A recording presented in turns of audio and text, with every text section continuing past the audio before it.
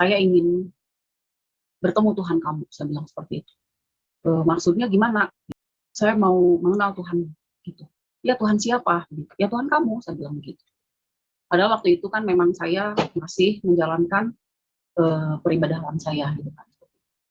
Tapi pas dengar itu bisikan di telinga saya, kamu mati besok membawa apa?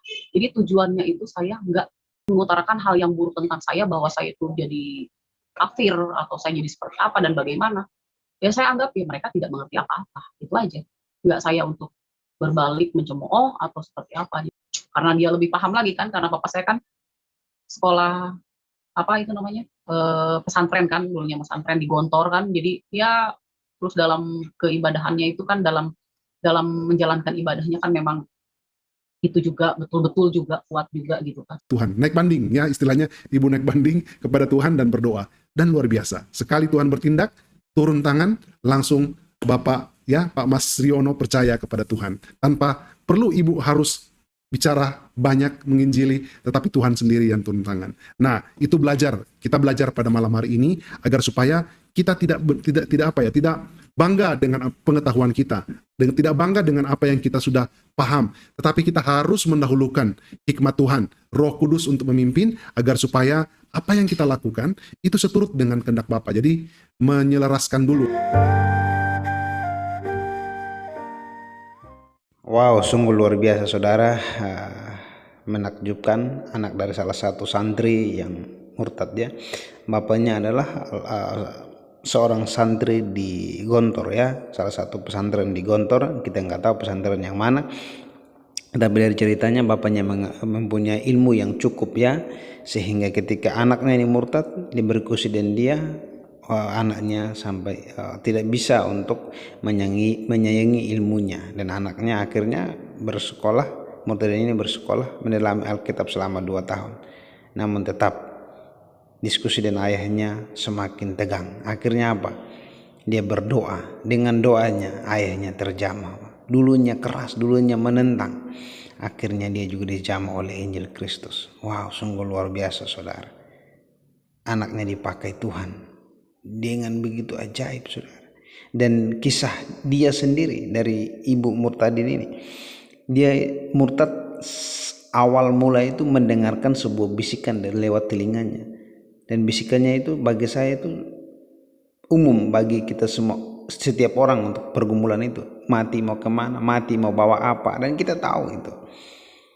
Dan itu pertanyaan itu yang datang kepada telinganya, dan dia merenungkan, dan pertanyaan itu terngiang-ngiang di dalam pikirannya, dan sampai suatu titik dia mencari tahu tentang Injil Kristus, Tuhan Yesus. Dia pengen tahu siapa itu Tuhan Yesus. Akhirnya dia percaya. Dan tentu saja banyak penolakan dari keluarga yang dialami, apalagi bapaknya seorang pesantren yang terdidik ya, cukup ketat dengan ilmunya. Tetapi di sini tidak ada yang mustahil bagi Tuhan saudara. Akhirnya apa? Bapaknya juga percaya, mamanya bahkan kakaknya percaya kepada Tuhan Yesus. Sungguh luar biasa saudara, kesaksian yang sangat menarik, sangat memberkati. Nah Bapak Ibu, sahabat-sahabat Sema Channel, sebelum kita menyaksikan, saya mengucapkan banyak terima kasih kepada Bapak Ibu, sahabat-sahabat Sema Channel yang terus mendukung perkembangan Sema Channel ini. Kiranya channel ini terus berkembang dan menjadi platform pemberitaan Injil melalui kesaksian-kesaksian para murtadin.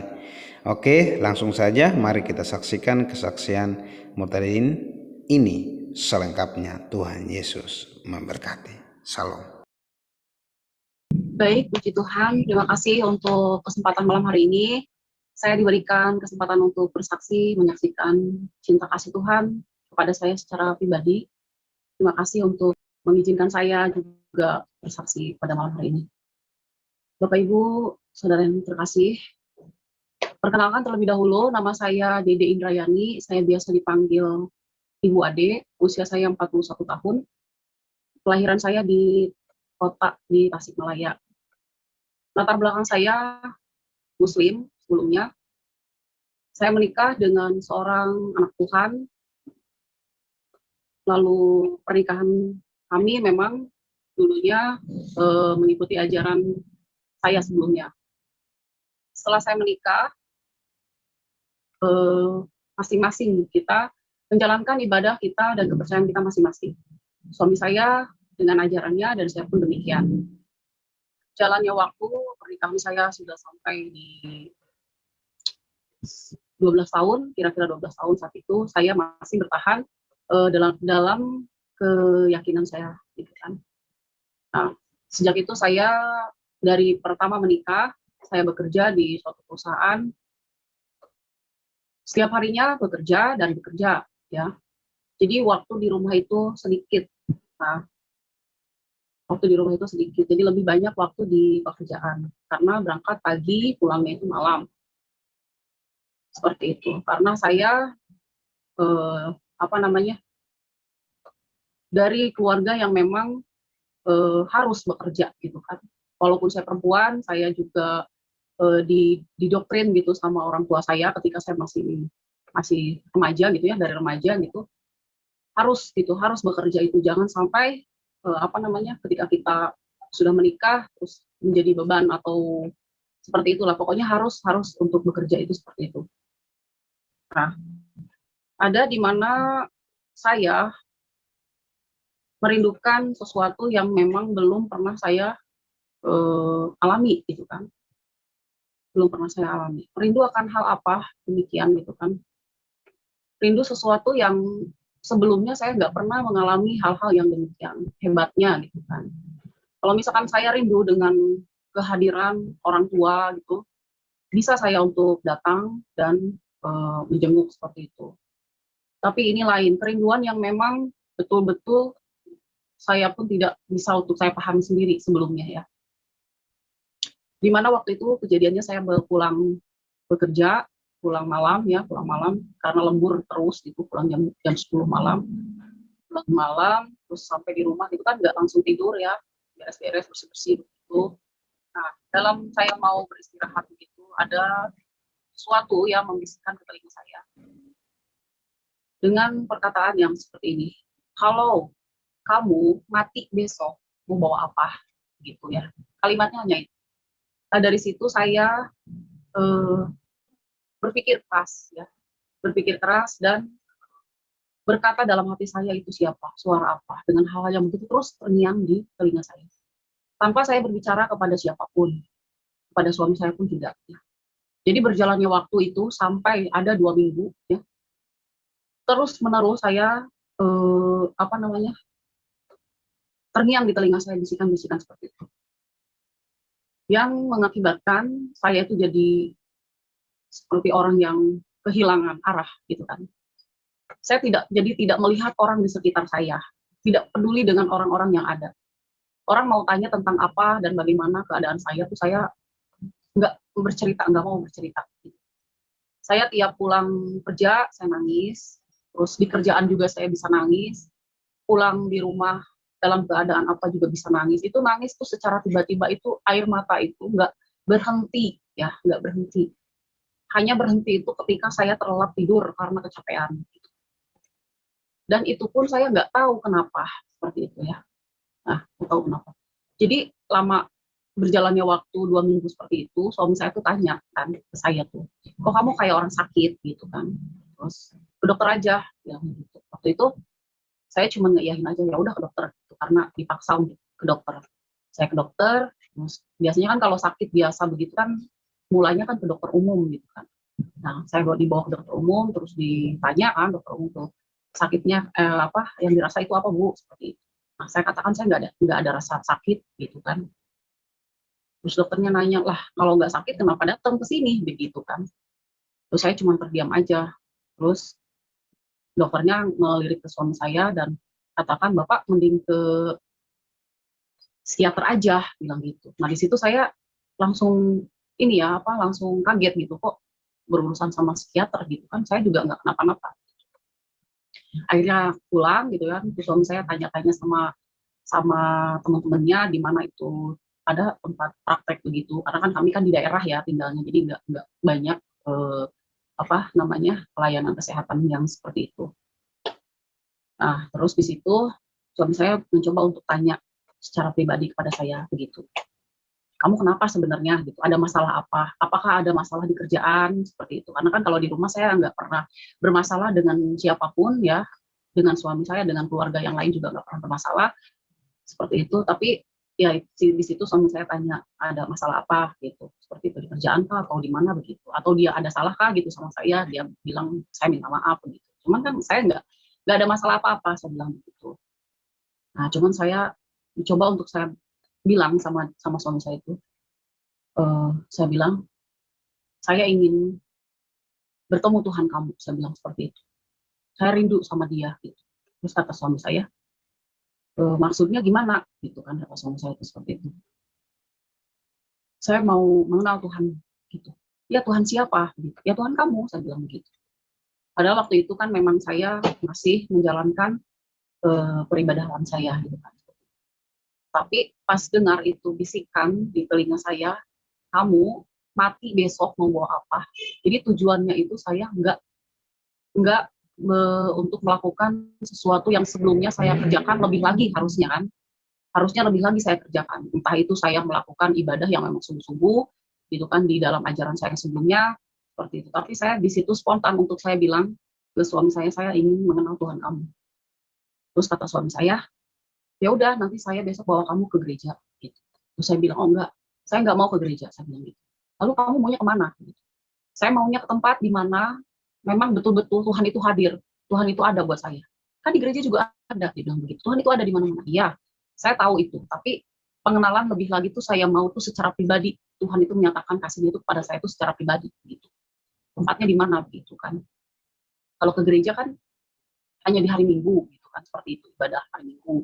Adapun hari lainnya, hari-hari tertentu itu kan memang sudah terjadwal seperti itu kan. Nah, tapi kalau saya gitu kan, saya kan inginnya itu nggak seperti itu, ingin lebih lagi dekat kenalnya itu gitu kan. Nah di situ suami saya bawa saya ke sekolah Alkitab ya, sekolah Alkitab.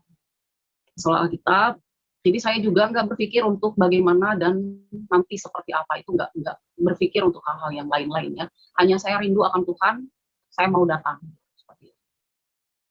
Lalu saya dibawa ke sekolah Alkitab, hanya pakaian satu koper saya bawa. Ya. Saya meninggalkan anak-anak saya, waktu itu anak-anak saya masih kecil, ya masih sekolah, semuanya masih pada sekolah. Selesai di sana itu di sekolah kita, kan hanya diantar saja sama suami saya. Terus saya di sana melihat terlebih dahulu kan, saya belum melakukan apa yang memang seharusnya saya lakukan, karena kan saya tidak mengerti gitu, seperti itu. Jadi saya hanya melihat orang-orang yang ada di sana, mereka itu melakukan seperti apanya itu saya lihat seperti itu. Jadi saya di situ tidak pun tergerak dengan orang-orang yang ada gitu. Saya hanya berkata sama Tuhan di ketika mereka itu sedang terlelap tidur. Saya masuk ruang doa sendiri ya. Pas ruang doa sendiri dikala mereka sudah memang jamnya istirahat. Saya hanya berkata sama Tuhan, Tuhan, ini saya datang gitu. Tuhan yang panggil saya ke sini. Saya tidak mengerti gitu. Seperti itu kan. Nggak ada yang banyak saya ucapkan sama Tuhan, hanya itu waktu itu. Malam-malam saya datang ke ruang doa, duduk bersungkur di kaki Tuhan. Saya katakan, Tuhan ini saya. Karena selama itu saya ingat di sana itu, saya mengingat keluarga saya di rumah. Gimana dengan anak-anak saya? Gimana dengan suami saya? Yang dulunya itu kan sakit-sakitan suami saya. Terus anak-anak saya dengan biaya sekolah sehari-hari dan bagaimana itu seperti apa itu. Karena saya kan yang bekerja. Kalau saya di sini, berarti saya tidak punya gaji untuk biaya hidup keluarga saya kan. Saya sudah di sana itu sudah mau 2 minggu, baru saya menyadari semuanya itu. Dan saya katakan cuma itu sama Tuhan.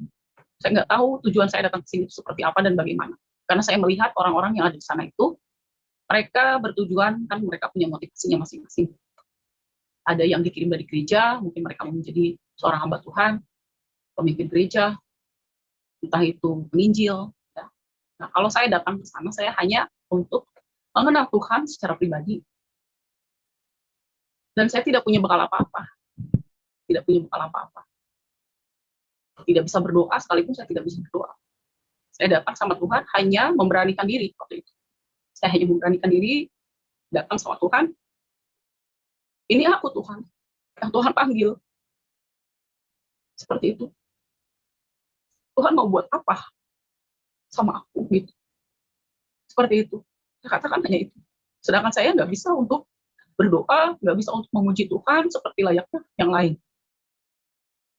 Saya hanya bisa untuk memperlengkapi diri saya bagaimana Tuhan itu benar-benar mengasihi saya itu seperti apa. Saya hanya ingin kenal lebih dalam, paham tentang ajarannya Tuhan. Tidak saya berpikir untuk saya menjadi seorang yang memang melihat di sana tujuan mereka. Seperti itu.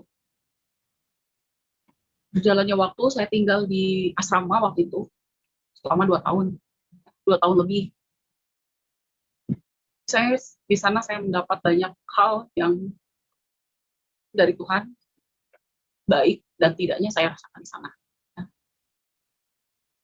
Gimana dibilang baik dan tidaknya, ketika pun saya sudah dekat dengan Tuhan, ya, sudah dekat dengan Tuhan, di mana waktu itu saya tinggal di asrama dan meninggalkan suami dan anak-anak saya, serta orang tua saya. Jarak dari rumah saya ke orang tua saya itu jauh ya, Bapak Ibu. Ada di kota lain, orang tua saya ada di kota lain. Waktu itu saya sedang punya pergumulan dengan Tuhan ya. Saya ingin mendapatkan sesuatu yang memang betul-betul itu dari Tuhan itu. Saya mendengar kabar kalau mama saya itu masuk UGD waktu itu. Mama saya masuk UGD, saya diperkenankan untuk pulang.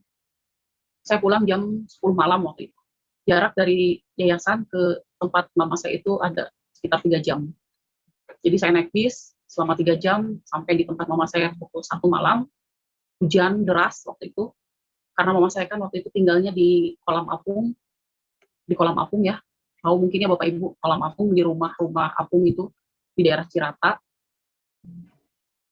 Turun dari bis, naik ojek, mana hujan besar gitu kan, saya tidak berpikir untuk saya nanti seperti apa, ada orang jahat atau apa. Tidak, karena saya di situ saya merasakan penyertaan Tuhan itu betul-betul.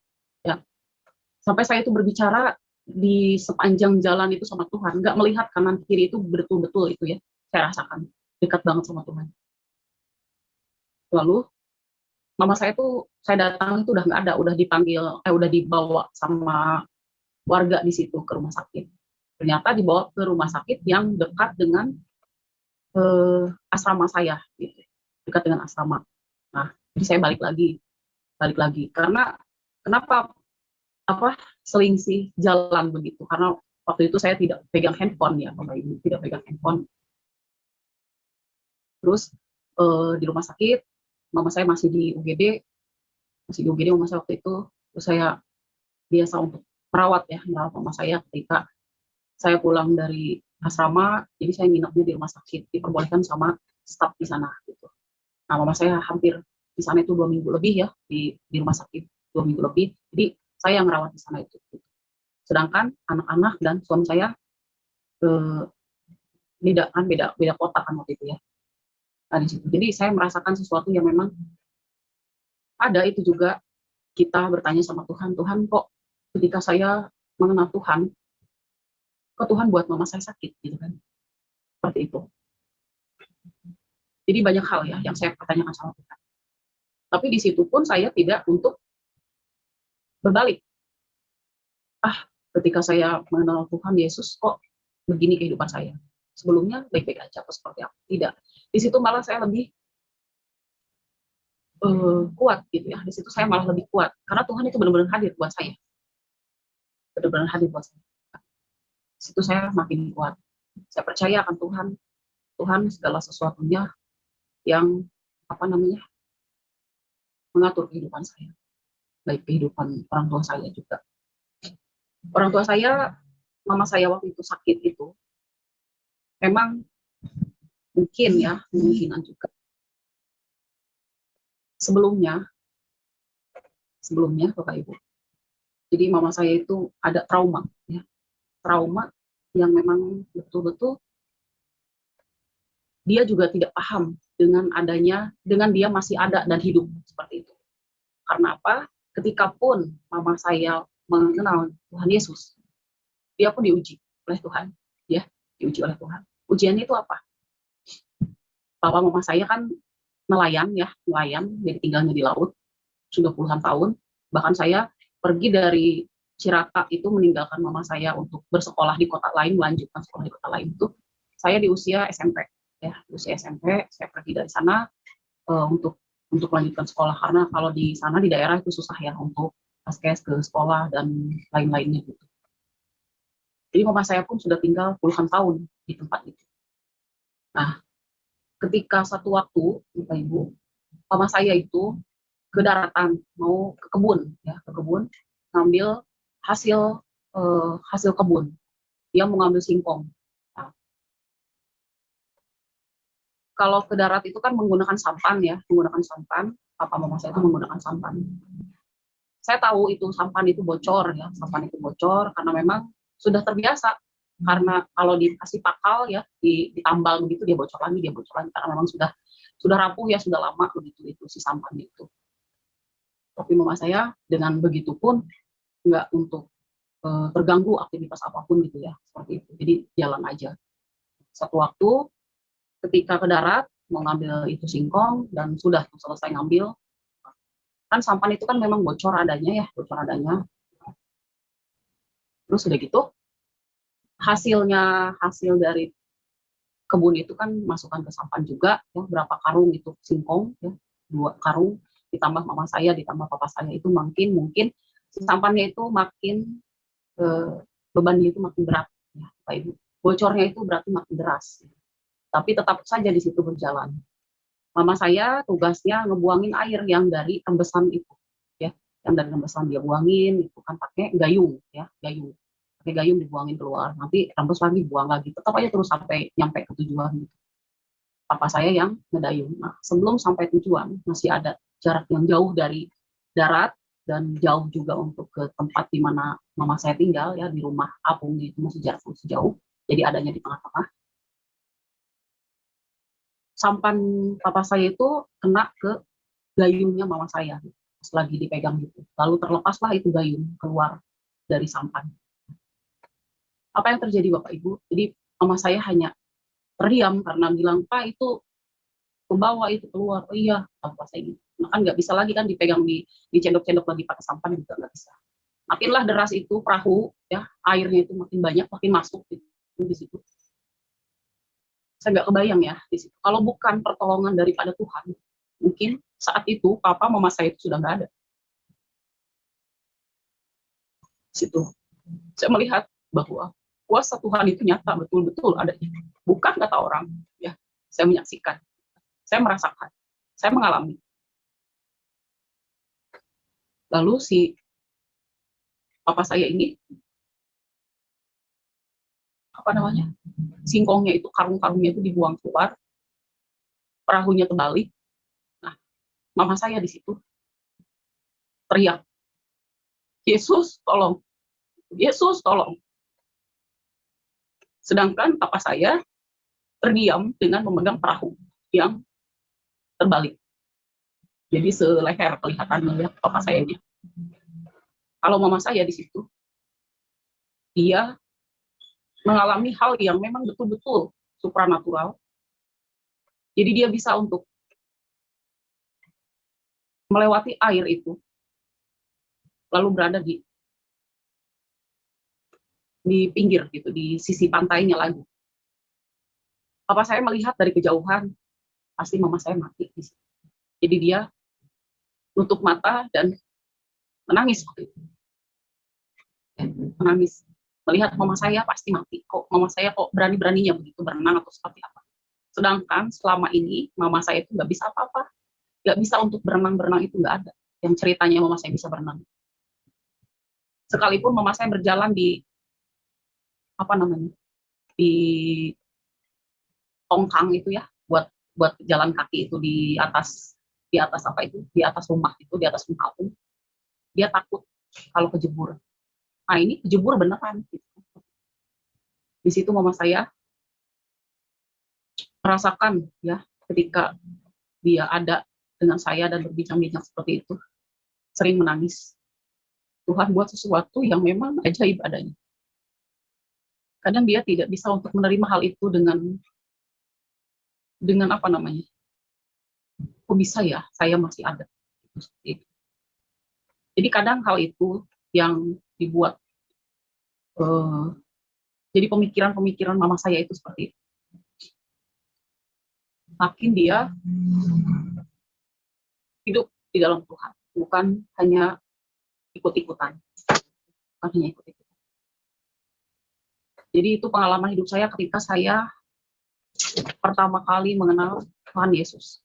Jadi banyak hal yang saya alami seperti itu. Yang saya alami hal-hal yang memang di luar batas kemampuan saya. Seperti itu.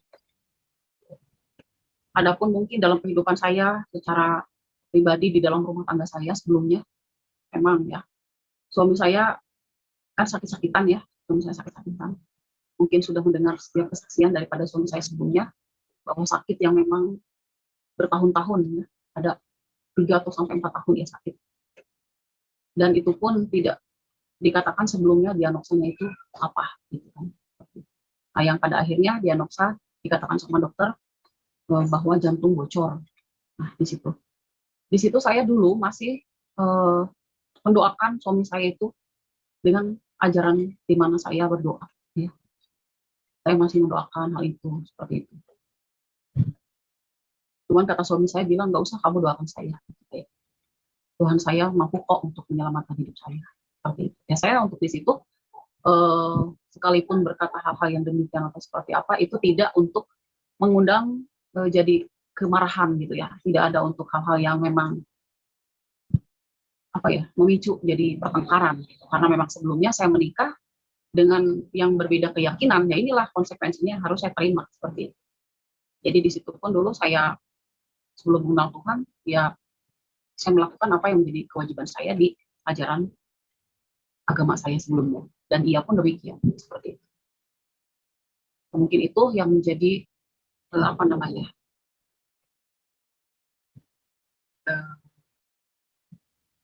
yang menjadi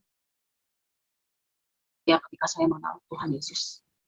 Papa saya diselamatkan, mama saya diselamatkan. Itu. Saya sungguh bahagia ya, bahagia bukan karena saya mendapatkan sesuatu yang memang yang harus saya pakai begitu ya. Kalau untuk hal itu, saya dulu bekerja di perusahaan dan bekerja banyak hal yang memang saya dapat ya secara materi seperti itu. Tapi kenapa di lain hari yang waktu itu saya rasakan, saya mendapatkan sesuatu yang memang sepertinya saya tidak punya apa-apa itu di situ. Saya merasakan kerinduan yang memang betul-betul saya rasakan yang sebelumnya nggak pernah saya rasakan. Lalu untuk hal-hal yang ada itu saya teringat maksudnya gitu ya. Saya bekerja untuk mendapatkan sesuatu yang memang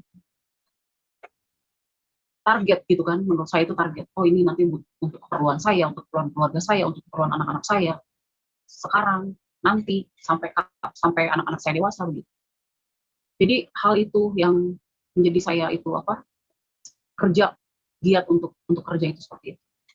Tapi sekarang ketika saya ada di dalam Tuhan, apa yang saya dapat, ya, apa yang suami saya dapat, bukan karena saya menjadi seorang yang sudah kaya, gitu ya, secara materi, tidak. Tapi di situ saya bisa melakukan apa yang menjadi perintah Tuhan dalam hidup saya sekarang. Saya memberi itu dengan penuh sukacita. Mungkin pelayanan saya saat ini hanya kalau untuk dibilang pelayanan yang memang luar biasa itu orang lain katakan mungkin belum sampai ke sini. Tetapi saya punya sukacita tersendiri, ya, sukacita tersendiri, di mana saya bisa untuk melayani orang-orang yang sakit, ya, dengan apa saya bisa tolong karena Tuhan, ya, orang yang sakit tidak mempunyai jaminan kesehatan, gitu. Saya bisa usahakan untuk dia masuk rumah sakit gratis. Saya urus surat-suratnya sampai mendapatkan surat gratis itu. Kalaupun itu begitu sulitnya saya dapat gitu. Di situ ada juga di mana pelayanan saya bisa untuk melayani orang-orang yang terbuang, ya. Yang terbuang itu dalam arti sudah menjadi sampah masyarakat, ya, di suatu lembaga di lapas, ya, di lapas. Saya bisa melayani di sana, mendengar banyak kesaksian dari mereka, ya, entah itu pembunuh, ya, banyaknya pembunuh sih, ya, banyaknya pembunuh. Tapi ketika saya bertemu gitu, ya, berbagi cita kasih Tuhan itu seperti apa, saya tidak takut akan mereka, gitu, ya, tidak takut akan mereka. Rutin untuk pelayan di lapas. Terus juga setelah saya mengenal Yesus, saya bisa untuk berbagi walaupun dalam keadaan kondisi di keuangan saya tidak stabil pun gitu, ya. Saya bisa untuk melakukan hal itu. Bisa untuk melakukan hal itu karena Tuhan, ya, karena Tuhan. Kalau dulu kan berbagi itu kan ada waktunya, ada waktunya. Di mana kita menjalankan apa yang menjadi perintah ajaran saya sebelumnya. Paling zakat, ya, di mana itu dilakukannya setelah Ramadan, sebelum ya, menjalankan puasa, lalu sebelum Lebaran itu harus zakat, berarti memberi itu beras, seperti itu.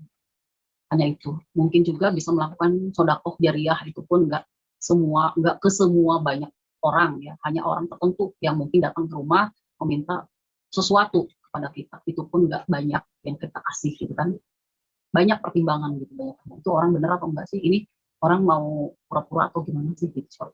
Tapi ketika saya sudah ada di dalam Kristus, ya, dengan hal apa yang saya beri, saya penuh dengan sukacita. Walaupun itu tadi saya katakan di dalam keuangan rumah tangga saya tidak stabil pun, saya bisa untuk melakukan hal itu.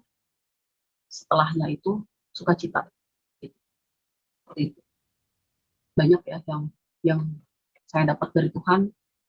Keadaan saya dipulihkan, hati saya diberikan kenyamanan, ya, keindahan, terlebih keselamatan daripada Tuhan. Seperti itu. Jadi untuk saat ini saya hanya bisa untuk memegang keselamatan itu, bagaimana bisa untuk saya pegang kuat, ya, tidak lagi untuk saya goyah dengan hal-hal yang ada seperti itu. Keselamatan yang sudah Tuhan berikan kepada saya itu merupakan kasih karunia yang daripada Tuhan Yesus, bukan hanya untuk saya, tapi untuk keluarga saya, untuk mama papa saya. Karena saya begitu mengenal papa saya itu seperti apa, ya, Bapak Ibu. Dulu waktu saya sudah bertobat terlebih dahulu, ya, papa saya itu sebelum saya bertobat pun, papa saya itu sering datang ke rumah saya, ya, sering ngintip-ngintip saya, keadaan saya itu seperti apa. Ngintip-ngintip dalam arti apakah saya itu sudah jadi Kristen atau tidak, gitu, ya. Nah, papa saya sering datang tiba-tiba, kadang Sabtu sore tiba-tiba datang, gitu, ya. Malam minggu kan padahal jaraknya itu jauh, jadi dia suka datang sampai nanti besok nginep, gitu kan, nanti saya ke gereja atau tidak, gitu, seperti itu. Memang waktu diintip-intip itu saya belum ke gereja, ya. Dan papa saya bilang sama suami saya tentang hal apapun, gitu, ya, dia banyak untuk menyatakan hal ini hal itu segala macamnya, gitu, atau dia wanti-wanti, ngancam-ngancam terhadap suami saya, nggak bolehlah saya masuk untuk ikut ke gereja, gitu. Ya saya memang waktu itu belum ikut ke gereja, tapi memang papa saya udah ini terus, gitu, udah hal-hal yang dibuatnya itu tidak menyenangkan, gitu, buat saya dan suami saya, walaupun gitu kan saya juga nggak ikut ke gereja, gitu. Tapi jadi kayak perseteruan dalam rumah tangga saya ketika papa saya itu datang. Jadi papa saya datang tuh suka jadi kayak macam ke suami saya kayak musuhnya, gitu, kayak musuhnya. Dan di mana waktu juga ada, ya, di mana waktu itu ada suami saya sedang setel kaset puji-pujian, gitu, ya, lagu-lagu rohani, gitu. Saya sih masih bisa untuk ya mau didengar ya dengar, ya tidak ya pergi, gitu kan. Saya kan begitu aja kan, gitu. Karena maksudnya udah tahu dengan konsekuensinya pernikahan karena berbeda tuh ya seperti ini, gitu kan. Nah, papa saya itu marah waktu itu, langsung matikan itu, tipnya matikan. Lalu kan waktu dulu kan ada kaset pita, ya, kaset pita itu yang zaman dulu dia injak, dia acak-acak, gitu, ya, dia buka semuanya jadi amburadul itu kasetnya gitu kan, seperti itu. Terus papa saya bilang, dasar kafir seperti itu kan. Nah seperti itu. Jadi untuk hal-hal yang begitu terjadi ketika dalam pernikahan saya itu. Padahal pernikahan saya, papa saya waktu itu iya setuju menikahkan saya setuju gitu kan. Nah cuman ya itu syaratnya, nggak boleh saya ikut serta gitu seperti itu dalam ajaran agamanya. Nah memang waktu itu ya saya memang enggak gitu kan, selama 12 tahun saya enggak, selama 12 tahun saya enggak, masing-masing seperti itu. Tapi papa saya dalam dalam hal itu tuh ya dia tetap yang jadi yang pantau untuk hal itu gitu. Jadi kayak musuh aja kalau datang itu, kayak jadi mau nyerang, kalau datang ke rumah saya kayak mau nyerang seperti itu. Nah ketika saya masuk di dalam Tuhan, ya masuk dalam Tuhan, saya bercerita sama orang tua saya sekarang udah ikut ajaran Yesus, kata saya gitu. Makin marah kan sama saya, marah. Bahkan dia bilang, saya nggak akan anggap kamu anak gitu. Ya saya mau gimana? Saya percaya kok sama Tuhan. Nah, terus dia katakan dengan hal apa banyak dalilnya yang dikatakan begitu terhadap saya, dan saya nggak untuk melawan, nggak untuk berkomentar apapun gitu kan. Saya hanya terdiam, pun dia cerita banyak tentang hal apa, masuk telinga kanan keluar tengah ini. Itu udah saya ini aja gitu kan, karena saya udah paham papa saya untuk hal apapun dia orangnya keras gitu. Apalagi tentang ini gitu, tentang akidah gitu kan. Nah, hal yang sepele pun gitu bisa untuk marahnya itu bisa berlarut-larut, bisa sampai 3 atau 4 hari pun itu bisa, yang diucapkannya itu aja setiap hari, setiap harinya tuh terus itu sampai mau tidur, sampai pagi lagi, sampai besok pagi itu. Jadi saya pun paham dengan sikap papa saya tuh begitu. Tapi saya berani untuk mengatakan bahwa saya tuh sekarang sudah nggak Islam lagi. Seperti itu. Jadi marahnya ya memang betul-betul marah. Bahkan waktu itu bilang ke suami saya tuh, kalau begitu udah pisah aja, bilang gitu kata papa saya. Saya nggak saya nentang untuk kepuasan saya nggak bisa untuk berpisah dengan hal ini, karena tidak ada yang memaksakan hal ini gitu. Ini keinginan saya bilang gitu kepada papa saya itu. Ya, kepada papa saya. Jadi waktu itu ada di mana papa saya bercerita tentang siapa begitu ya, kalau kita lagi ngobrol itu. Lalu saya katakan, oh saya udah mengenal Tuhan tuh seperti ini begitu, dengan nada yang memang betul-betul ingin dipahami gitu, ingin dipahami oleh papa saya. Terus dia langsung menyala gitu kan, langsung menyala, dia katakan apa segala macam langsung menyala gitu. Nah, seperti itu. Jadi dalam hal apapun ketika kita berbicara hal yang lain, dia nyangkutnya ke situ terus gitu. Ke situ terus, ke agama terus seperti itu ya. Di situ ketidaksukaan bapak saya itu. Tapi ketika Tuhan menyelamatkan hidupnya itu, ya dia dijamah oleh Tuhan secara pribadi dengan sakitnya yang disembuhkan oleh Tuhan itu sendiri. Ya. Bahkan pernah juga ya, di mana papa saya itu sakit, suami saya datang menjenguk papa saya waktu itu. Nah, di mana saya waktu itu bekerja, ya masih bekerja sama saya. Gitu. Dia datang terus bilang, ayo Pak kita ke dokter aja, kata suami saya begitu. Pulang ke tempat di mana saya tinggal gitu kan, karena kan jaraknya jauh. Ikut ke sana aja, ikut ke rumah aja Pak, gitu. Nanti kalau udah sembuh kesini lagi. Di sana dokternya deket, kalau di sini dokternya jauh. Terus kata Pak saya bilang, saya nggak mau ditolong sama orang kafir. Udah sana pulang aja. Itu dalam keadaan yang sakit, memang itu sakit. Nah di situ saya merasakan gimana itu ya maksudnya. Kok kita mau nolong gitu. Bapak saya tuh ya ke situ, pokoknya ada hal banyak yang mau kita lakukan itu menyangkutnya itu ke situ, ke agama terus yang dia penjara gitu.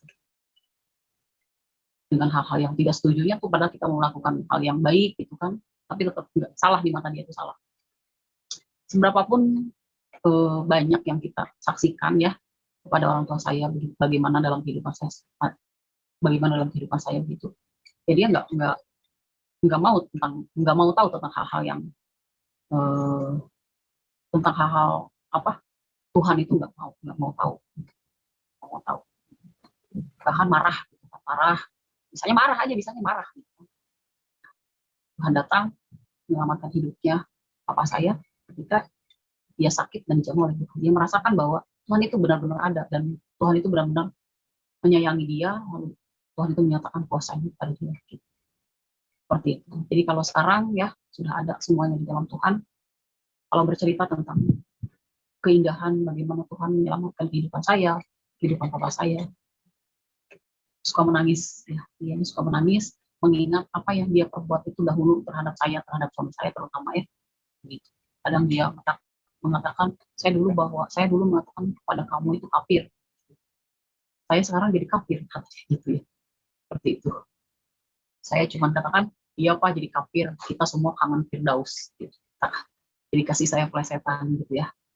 Jadi sekarang kalau misalkan kita bertemu dengan papa saya ya, hal-hal yang indah ya, yang kita ceritakan. Gitu. Nggak ada lagi untuk perseteruan itu udah nggak ada. Ya. Adapun di dalam keluarga lain ya, maksudnya itu dalam keluarga besar gitu ya, dalam keluarga besar saya yang dari papa mama saya kan semuanya muslim ya, semuanya muslim, bahkan haji, bahkan tokoh agama, bahkan juga ya seorang dosen di tempat gitu ya. Jadi dari keluarga papa mama saya gitu. Tapi saya udah nggak pedulikan hal-hal yang demikian gitu ya. Udah nggak pedulikan hal-hal yang demikian, saya hanya fokus pada apa yang mau saya capai gitu, dengan Tuhan dan dengan keluarga saya yang ada sekarang ini dan dengan orang-orang yang saya kasihi walaupun mereka bukan pengikut Kristus. Yang saya layani itu sekarang mereka bukan pengikut Kristus. Gitu ya. Saya datang di mana saya untuk melayani itu dengan orang-orang yang memang jompo, ya, orang-orang yang jompo yang selalu dikuncilkan oleh anak-anaknya, gitu seperti itu. Ya, saya hadir di situ berbagi cerita, membuat mereka tersenyum, memberikan semangat, ya. Lalu ya ada berkat yang daripada Tuhan yang saya kasih buat mereka. Gitu. Tapi saya tidak untuk membawa bendera, ya, tidak untuk membawa bendera. Ya. Di situ aja sih yang saya saat ini kerjakan bagi Tuhan. Ya. Gitu. Saya berharap pada Tuhan untuk lebih lagi. Tuhan memakai hidup saya, memberkati keberadaan saya, keluarga saya, supaya apa? Supaya saya dapat memberkati orang-orang yang memang dalam arti kehausan akan segala sesuatunya ya, bukan hanya kehausan dalam hal materi aja yang saya kasih seperti itu. Karena saya pun merasakan bagaimana saya hidup dalam keadaan yang susah, dalam keadaan yang miskin tuh miskin banget gitu ya, miskin banget, tidak mempunyai rumah, kalaupun kontrak itu rumah itu kontrak itu udah rumah kosong yang lama-lama ditinggal pemiliknya, yang kita isi itu kontraknya sama RT, yang harganya itu murah banget ya, yang rumahnya ada banyak hantu gitu ya. Orang kan nggak mau kan kontrak rumah banyak hantu seperti itu. Nah dulu itu saya kalau mengingat di masa lalu saya yang memang keadaannya sulit gitu ya, bersama dengan hidup dengan orang tua saya, dua orang tua saya dan adik saya gitu, banyak ya. Jadi ada banyak hal yang saya teringat dengan hal-hal yang demikian sehingga saya mau untuk dimampukan Tuhan untuk saya dapat melakukan sesuatu untuk meringankan gitu ya, untuk meringankan. Kalau untuk mensejahterakan mungkin saya belum bisa ya untuk mensejahterakan mereka dengan hal yang seperti apa gitu. Hanya untuk meringankan walaupun sesaat mungkin ya, walaupun sesaat ketika saya datang mungkin mereka terhibur gitu. Nah itu aja sih mungkin ya, karena saya bisa merasakan bagaimana keadaan yang memang tidak punya itu seperti apa. Saya pernah tinggal di sebelum mama papa saya punya kolam rumah apung itu kan, saya waktu itu kan masih SMP ya, masih ingat persis ya SMP kelas 3 waktu itu, saya masih bisa tidur di bawah pohon bambu, di atasnya itu ada kuburan, tidur di situ. Sedangkan papa saya kan nelayan, jadi nelayan juga nggak punya modal gitu kan, nelayan nggak punya modal, hanya keliling di laut itu aja gitu, nggak punya modal gitu. Jadi cuman itu aja modalnya, cuman jaring aja, terus saya nemenin mama papa saya di sana. Tapi saya di situ berpikir, saya bilang Pak, Ma saya ingin sekolah, saya bilang saya mau melanjutkan sekolah. Terus kata mama papa saya, uang dari mana? Nggak bisa, kamu. Kata papa saya, nggak bisa, nggak ada, papa nggak punya duit. Tapi saya di situ bilang sama mama saya, punya nggak mama saya itu saudara di mana kek, begitu saya bilang. Saya mau tinggal di rumah saudara papa mama saya atau yang ada di mana. Karena sejak berpindah-pindahnya tempat itu ya, keadaan itu bukannya membaik ya, nggak ada membaik. Ketika pun ada kita membaik, keadaan perekonomian kita membaik, ada banyak hal yang dibuat orang kita menjadi miskin gitu ya. Jadi banyak hal yang dibuat orang kita jadi miskin gitu.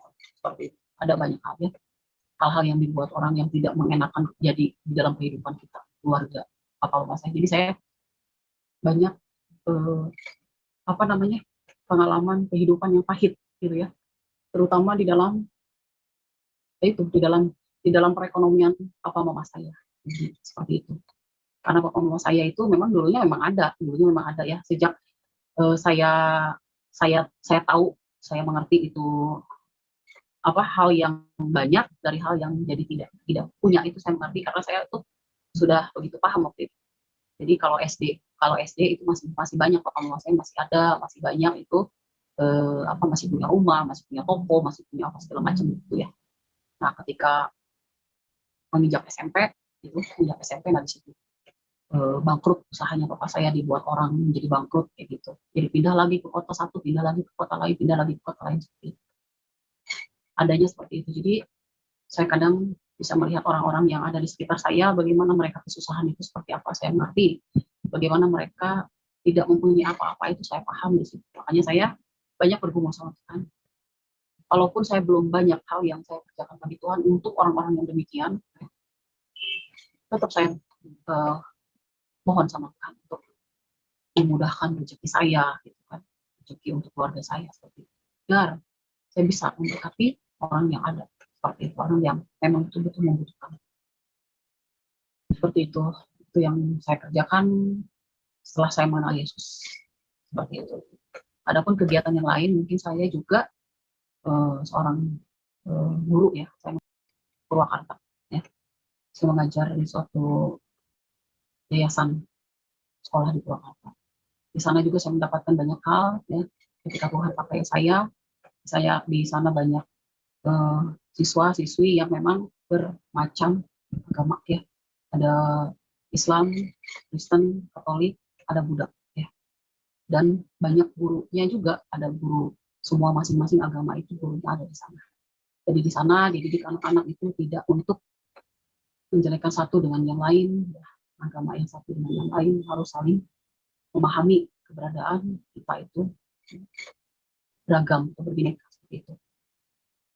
Nah, seperti itu mungkin yang menjadi kesaksian dalam hidup saya. Tuhan begitu baik ya, bisa mengubah segala sesuatunya, mengubah dalam keadaan hati yang memang haus gitu ya, memulihkan keberadaan orang tua saya yang begitu keras gitu ya. Seperti itu. Semuanya sudah baik adanya itu karena Tuhan Yesus. Baik. Dan untuk hal-hal yang memang mungkin yang belum menjadi kerinduan saya tercapai, saya masih bergumul selama ini sama Tuhan. Ya. Mungkin itu yang menjadi kesaksian saya malam hari ini. Semoga menjadi berkat bagi kita semua. Baik, terima kasih Ibu Dede Indrayani.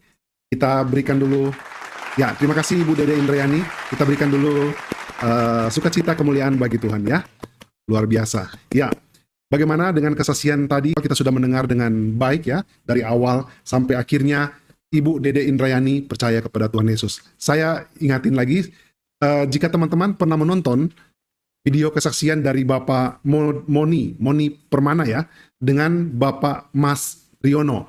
Jadi Bapak Moni Permana ini adalah suami dari Ibu Dede Indrayani, dan Mas Riono adalah ayah dari Ibu Dede Indrayani.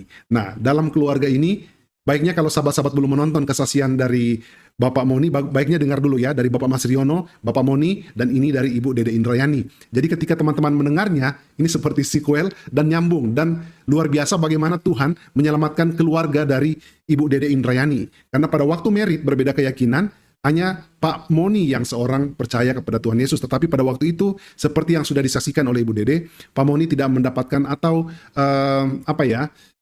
mungkin tidak enak juga pada waktu bersama-sama tinggal, karena ketika Bapak mendengar lagu rohani, lagunya dimatikan, jadi perlakuannya tidak nyaman kepada Bapak Moni. Tetapi Bapak Moni ini orangnya sabar, orangnya luar biasa, dan tetap berdoa tentunya. Dan akhirnya satu persatu Tuhan jamah dan mereka bertobat. Bukan hanya Ibu Dede dan papanya juga Mas Riono, tetapi kalau tidak salah ada juga dari kakak apa adik dari Ibu Dede, saya lupa, yang juga sudah bertobat dengan kesaksian yang luar biasa. Meskipun saya belum mendengarnya, tetapi waktu itu saya sedikit di-share bagaimana sampai bisa percaya kepada Tuhan Yesus. Luar biasa.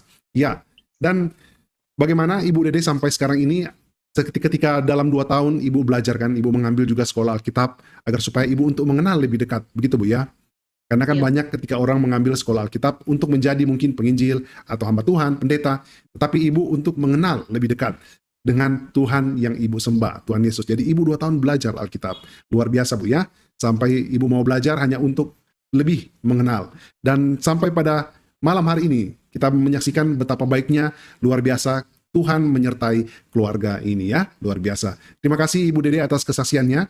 Saya bertanya ya, nah Bu, bagaimana ketika Ibu percaya kepada Tuhan Yesus? Saya yakin pasti ada pergumulan. Betul Bu ya? Ketika Ibu percaya, kan Ibu lama juga ya, sebelum merit itu berapa puluh tahun. Sesudah merit kurang lebih 11 tahun juga bersama Bapak. Benar Bu ya? Ya. Ya, koreksi kalau saya salah. Jadi 11 tahun Ibu merit sama suami, dan sebelum itu juga Ibu tetap di keimanan yang lama, cukup lama.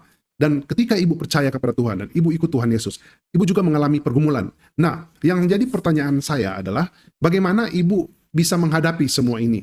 Kalau Ibu menghadapi pergumulan yang sama saja, mungkin kan Ibu dari keyakinan yang lama, ketika Ibu mau menjadi seorang pengikut Kristus, mungkin Ibu berpikir, wah, supaya mungkin kehidupan saya, baik dari semuanya akan lebih baik. Ya tentu kita mengharapkan demikian, tetapi mungkin juga Ibu pernah berpikir, mungkin pergumulannya atau kesulitannya mungkin tidak ada, tapi ternyata yang Ibu alami tidak seperti itu. Ternyata ada pergumulan, ada juga problem-problem yang besar juga ya yang Ibu hadapi. Nah, bagaimana agar Ibu supaya tetap kuat? Karena ini kan masalah yang momen-momen seperti ini, apalagi baru percaya ya, di saat itu, bukan sekarang Bu ya, di saat ketika Ibu baru percaya, momen-momen itu kan ya cukup rawan juga, membuat orang itu bisa kembali lagi, atau membuat orang itu bisa patah semangat, menyerah ya dalam keimanannya kepada Tuhan. Tetapi Ibu bisa melewati fase itu. Apa yang Ibu lakukan?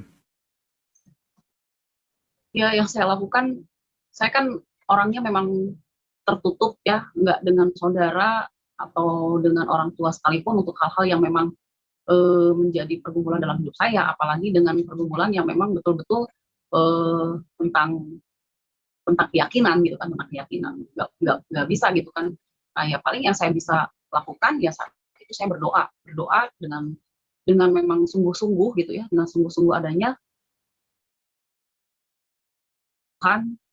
Saya merasa dekat dengan Tuhan, tetapi lebih jauh lagi dengan kedua orang tua saya waktu itu, saya berpikir gitu ya. Nah, saya nggak ingin untuk hal itu terjadi, gitu. Tapi memang sudah terjadi, gitu. Sudah terjadi. Saya hanya bilang sama Tuhan, saya kan sudah diselamatkan oleh Tuhan. Saya juga rindu untuk Tuhan dapat menyelamatkan kedua orang tua saya. Itu yang terlebih dahulu saya minta doa, minta permohonan kepada Tuhan, itu hal itu. Gitu.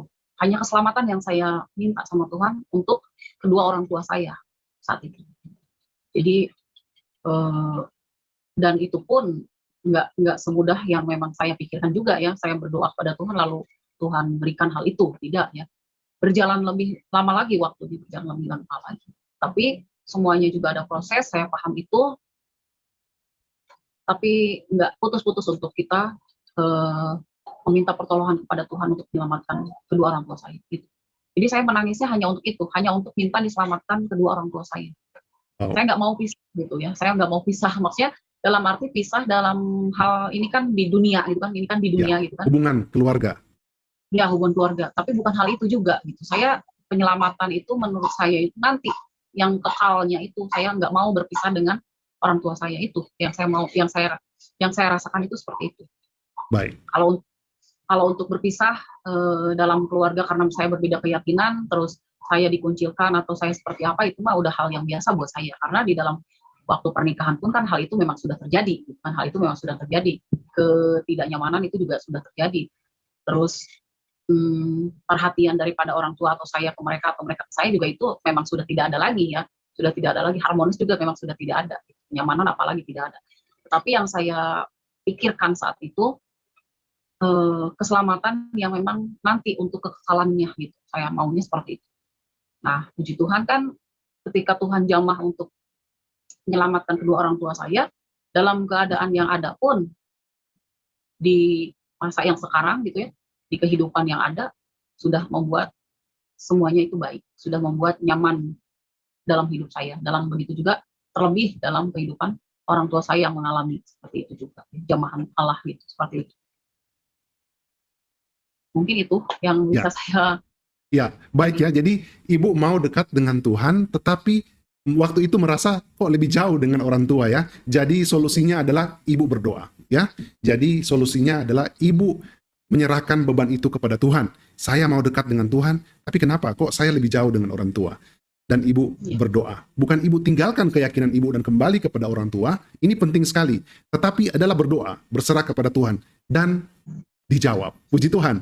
Ayahnya akhirnya ikut Tuhan Yesus, ibunya juga kita yakin dan percaya karena diselamatkan pada waktu itu ya, waktu kalau tidak salah ketika tenggelam di perahu ya Bu ya, ketika itu ya. Benar ya, ketika itu tenggelam tetapi selamat. Dan juga saudara-saudara ya, kalau tidak salah ada beberapa saudara juga dari Ibu Dede yang juga jadinya percaya, selamat. Jadi sungguh luar biasa rancangan Tuhan yang kita tidak bisa mengerti pada saat ini. Ternyata kalau kita berdoa dan kita berserah kepada Tuhan, Tuhan menjawabnya.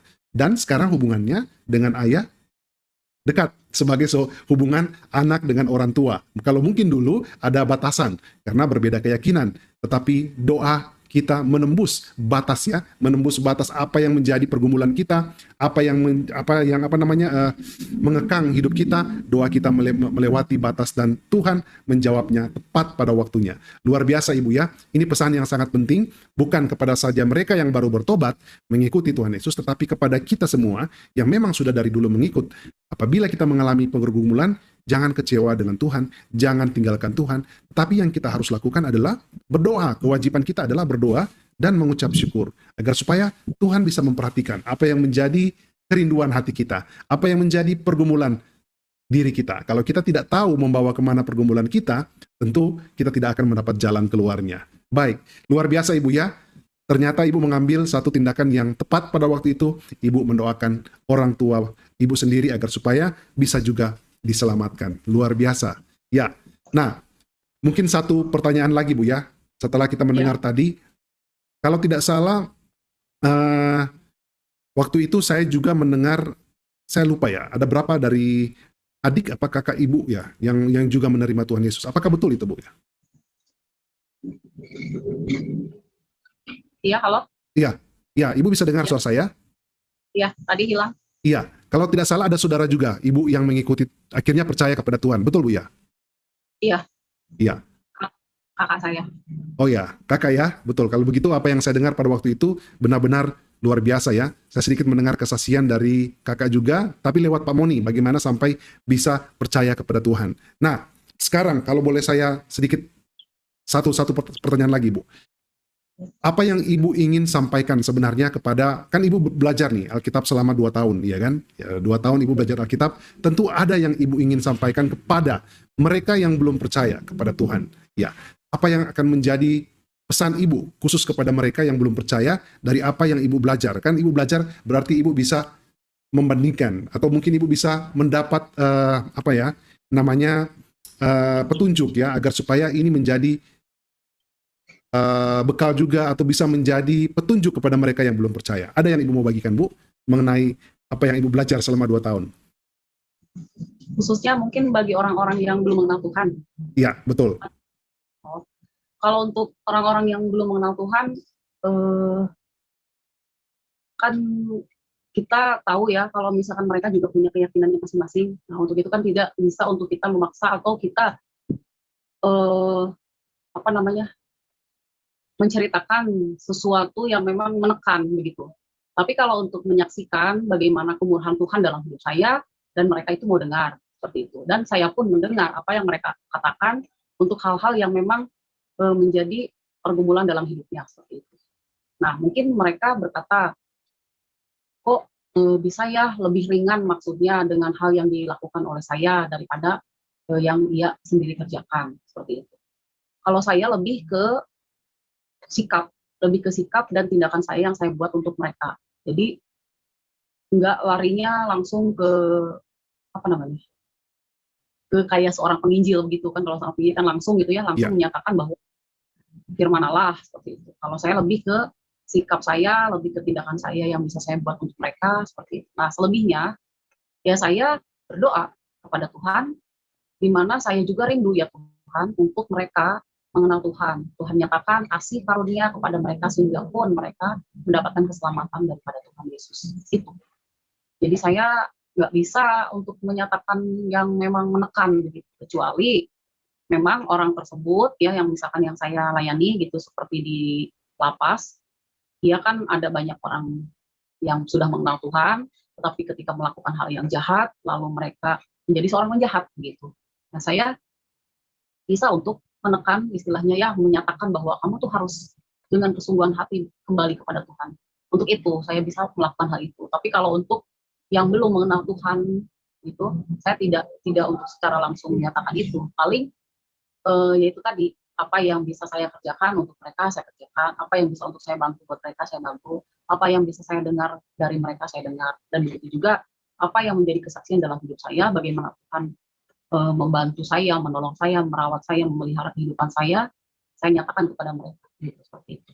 Ya seperti berbincang-bincang gitu, nggak langsung kayak kita memberikan khotbah gitu kepada mereka begitu. Apalagi kalau misalkan ya pendapatan orang yang keras, ya jangan jauh-jauh lah, orang lain kan kita tidak bisa untuk memaksa hal itu. Ketika pun papa saya belum mau mengenal Tuhan, dia belum mau mengenal Tuhan, dan saya mencoba untuk berbicara tentang kebaikan Tuhan ketika saya ada di sekolah tertentu seperti ini Pak gitu. Nah, dia kan nggak mau terima, nggak mau dengar, lalu dia menyatakan dalilnya yang banyak gitu ya, karena ia lebih paham. Ya nggak bisa saya paksakan untuk papa saya untuk percaya Tuhan Yesus, nggak bisa. Kalau bukan karena kasih karunia Tuhan itu sendiri yang bekerja di dalam kehidupan masing-masing pribadi orang. Wow. Terlebih dalam kehidupan papa saya itu sendiri, saya menyaksikannya. Jadi saya bisa punya pemahaman bagaimanapun orang mau menilai, bagaimanapun orang mengutarakan hal yang buruk tentang saya, bahwa saya itu jadi kafir atau saya jadi seperti apa dan bagaimana, ya saya anggap ya mereka tidak mengerti apa-apa, itu aja. Nggak saya untuk berbalik mencemooh atau seperti apa. Jadi kadang saya bisanya hanya berkata suatu waktu kamu nanti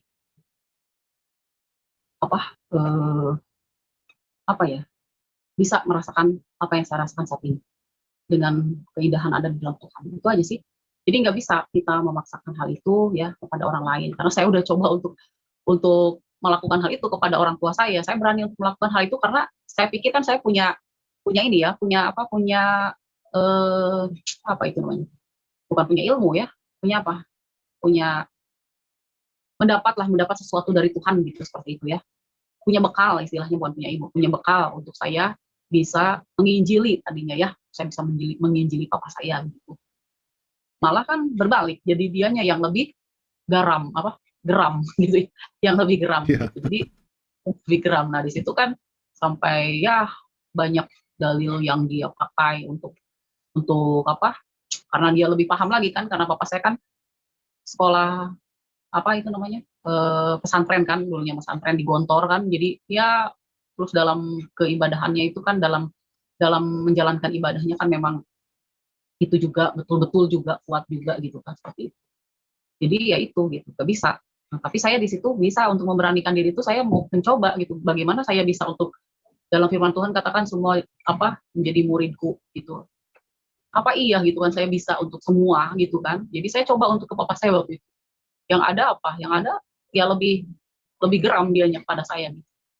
Jadi saya hanya untuk bisa mengatakan bahwa Kalau bukan karena Tuhan yang memberikan kasih karunia itu kepada seseorang, ya nggak akan terbuka hatinya, nggak akan terbuka ya. Bagaimanapun kita memberikan banyak itu firman atau nasihat atau apa segala macam, nggak akan terima, nggak akan terima. Nah di situ.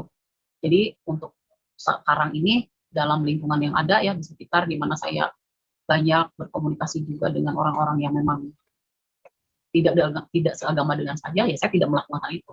Hanya melakukan bagaimana keajaiban Tuhan di dalam kehidupan mama saya, papa saya, dan kehidupan saya begitu. Jadi mereka pun mau untuk mendengar. Ya selebihnya ya Roh Kudus lah yang berkarya dalam kehidupan mereka. Itu yang membuat saya menjadi kerinduan saya terhadap Tuhan seperti itu. Ya, baik. Wah, luar biasa ya dengan pengalaman yang Ibu sendiri alami. Berarti saya juga bisa mengambil satu kesimpulan seperti ini ya, dari apa yang Ibu lakukan. Meskipun kita sudah belajar ya, sudah belajar 2 tahun, ataupun kita sudah merasa bahwa udah cukup, apalagi kita sudah memiliki gelar. Tetapi untuk kita memberitakan kebaikan atau keselamatan, mungkin lebih baik kalau kita bisa menyampaikannya dengan perilaku kita. Itu lebih penting ya. Awalnya kita bertindak dulu. Kita memberikan contoh. Jadi firman itu harus benar-benar bisa diaplikasikan di dalam kehidupan kita. Agar mereka bisa melihat bahwa benar-benar kita melakukannya. Jangan-jangan kita hanya bicara gitu ya. Tapi kita bisa melakukannya. Ketika mereka merasa bahwa wah luar biasa, mereka melakukan apa yang sesuai dengan firman Tuhan, maka itu mungkin akan bisa melembutkan hati mereka untuk bertanya lebih lagi dan lebih lagi. Dan ketika mereka bertanya, mungkin kita bisa membagikannya. Kabar baik itu dengan firman Tuhan, penginjilan, dan itu lebih masuk ya, lebih mereka bisa terima daripada kita langsung berkata-kata dengan sepengetahuan kita, dengan kemampuan kita, yang seharusnya lebih banyak kita tunjukkan adalah perilaku kita. Nanti tentu bagaimana caranya selanjutnya, Tuhan akan berikan hikmat kepada kita dan Roh Kudus untuk menuntun kita, sehingga apa yang menjadi kerinduan kita tentunya bisa tersampaikan. Seperti yang Ibu alami, ini persis benar-benar kejadiannya di dalam kehidupan Ibu ya, ketika Ibu merasa wow, ada perbekalan, mungkin ini pikiran saya saja, saya mau selamatkan ayah saya ya, bagaimana caranya saya sekolah dulu nih, 2 tahun ambil sekolah Alkitab agar supaya saya punya bekal. Ya mungkin saya salah berpikir ini Bu ya, tapi mungkin juga sempat juga Ibu berpikir begitu, saya tidak tahu.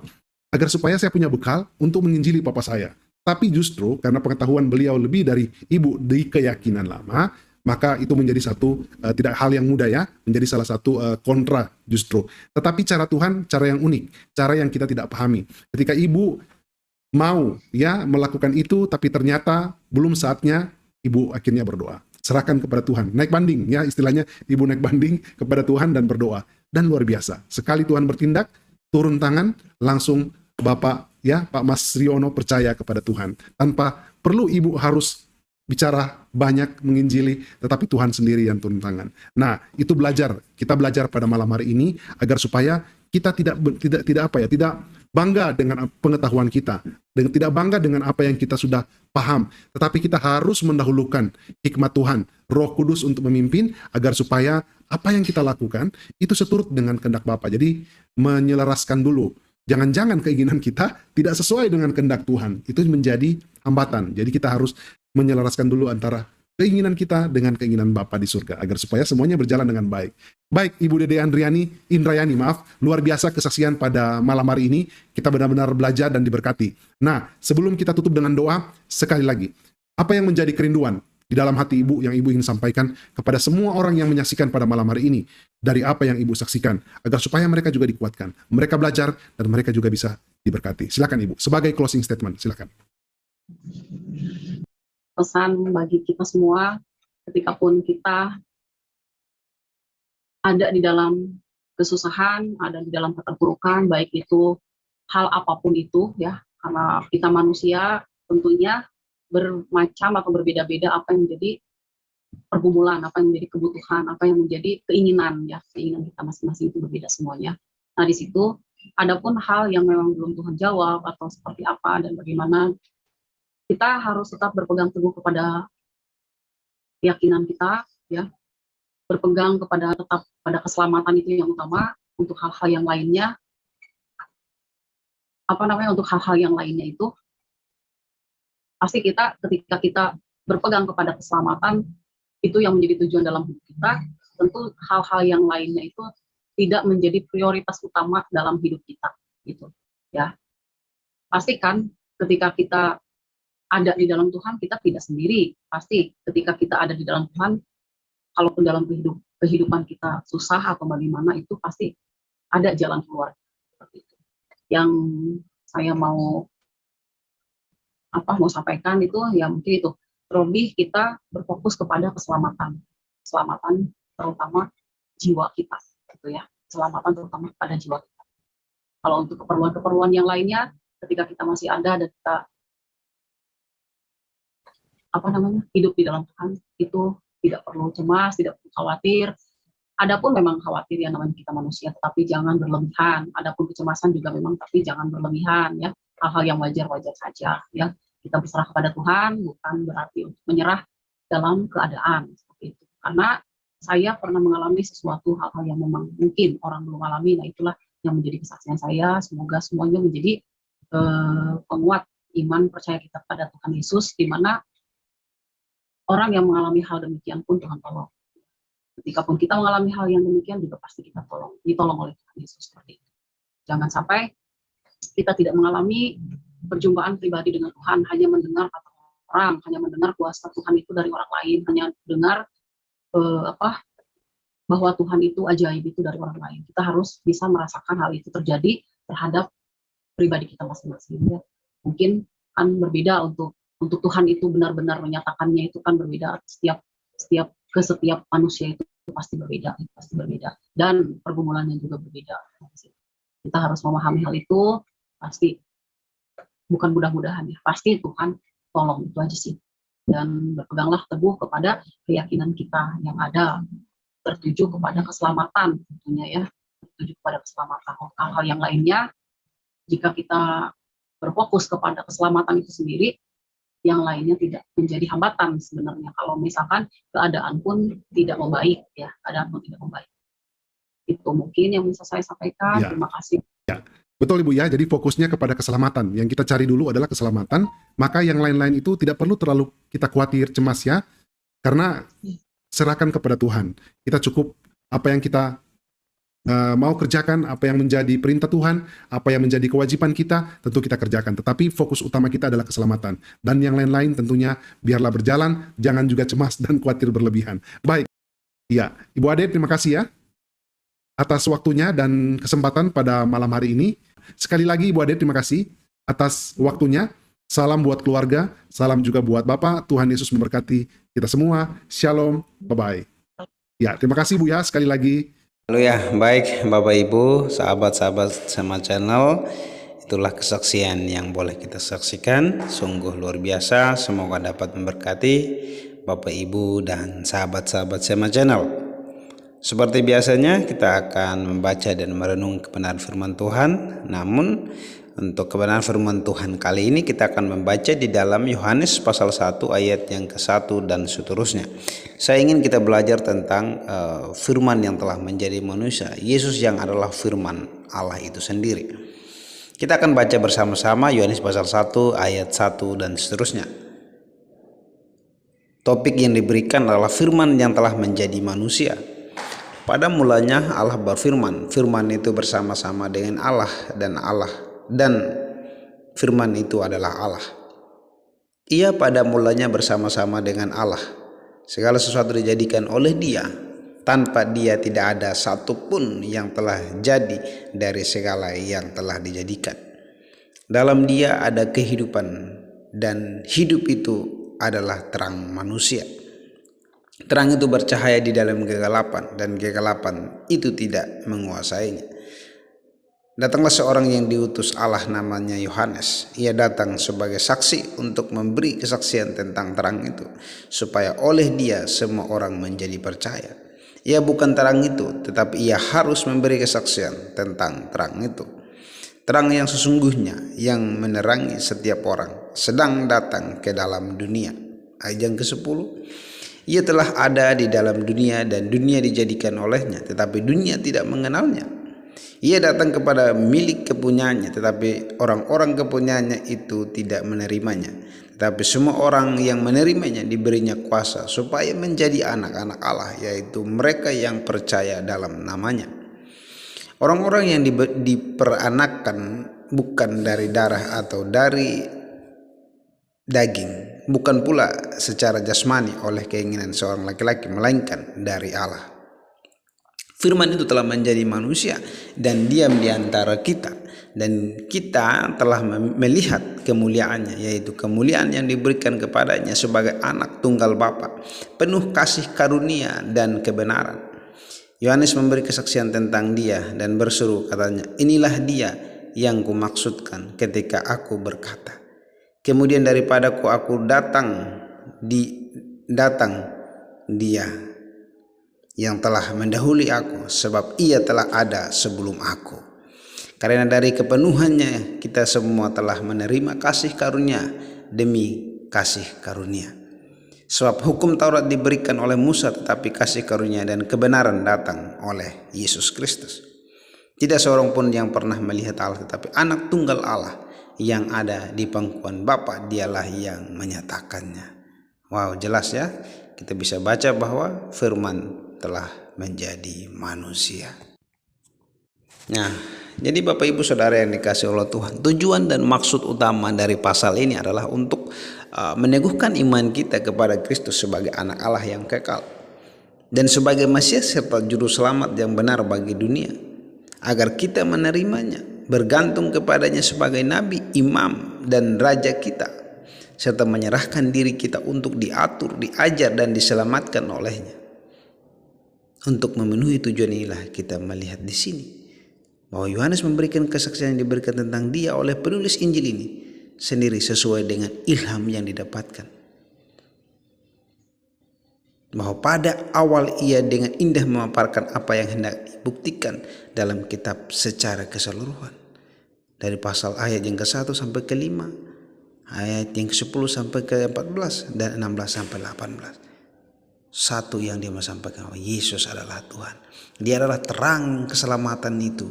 Dia datang memberikan anugerah keselamatan, tawaran keselamatan kepada umat manusia yang berdosa, yang dengan daya upaya kita belum tentu kita menyenangkan hati Allah, karena kecenderungan kita adalah melakukan dosa.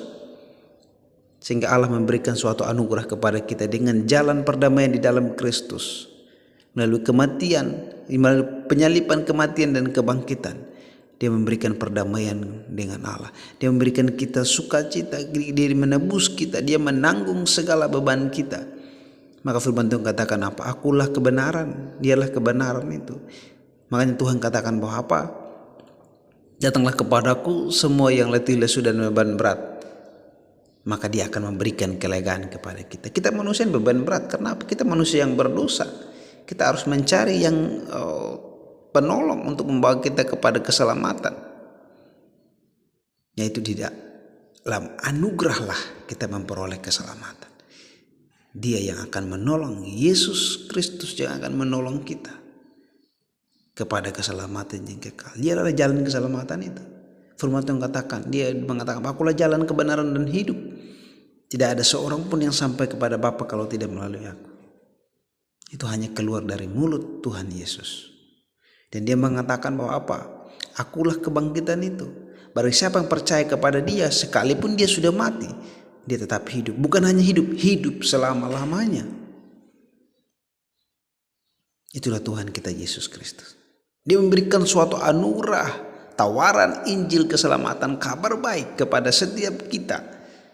Baik yang sudah percaya maupun yang belum percaya. Yang sudah percaya, mari kita meneguhkan iman kita dan hidup sepadan dengan Injil Kristus. Yang belum, membukakan hati untuk menerima Injil Kristus. Kita yang sudah percaya, beritakan Injil kepada mereka agar mereka percaya bahwa Yesus adalah firman Allah. Pada mulanya Allah adalah firman. Firman itu bersama-sama dengan Allah, dan firman itu adalah Yesus adalah Allah. Dan dia tidak berawal dan tidak berakhir. Dia adalah permulaan segala sesuatu. Dia adalah yang awal dan yang akhir, Alfa dan Omega. Amin. Yohanes memberikan kesaksian tentang dia,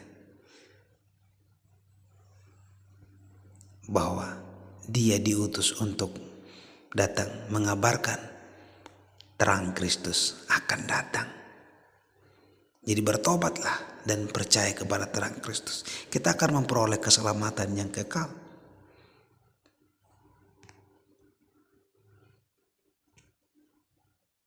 tentang siapa ia berbicara firman. Ini merupakan ungkapan khas yang hanya ditemukan dalam tulisan-tulisan Yohanes. Namun sebagian orang juga berpendapat bahwa yang dimaksud dengan firman dalam Kisah Para Rasul 20 ayat 23, Ibrani pasal 4 ayat 12 dan Lukas pasal 1 ayat 1 adalah Kristus,